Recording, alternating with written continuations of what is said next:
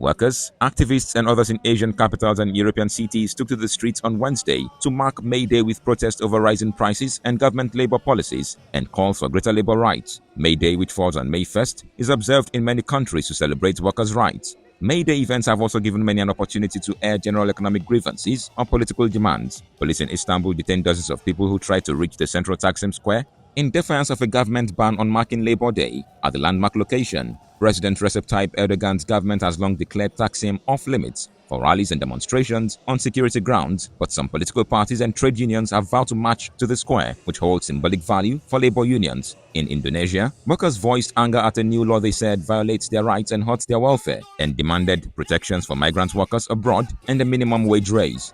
The president of the Confederation of Indonesian Trade Unions, Iqbal, said about 50,000 workers from Jakarta's satellite cities of Bogor, Depok, Tangerang, and Bekasi were expected to join May Day marches in the capital. They gathered amid a tight police presence near the National Monument Park, waving the colorful flags of labor groups and chanting slogans against the job creation law and loosened outsourcing rules during the march to Jakarta's main sports stadium, Gelora Bung Karno. In Seoul, the South Korean capital, thousands of protesters sang, waved flags, and shouted pro-labor slogans at the start of the rally. Organizers said the rally was primarily meant to step up their criticism of what they call anti-labor policies pursued by the conservative government led by President Yoon Suk-yeol. KCTU union members decried Yoon's December veto of a bill aimed at limiting companies' rights to seek compensation for damages caused by strikes by labor unions. They also accused Yoon's government of handling the 2022 strikes by truckers too aggressively and insulting construction sector workers, whom authorities believed were involved in alleged irregular activities.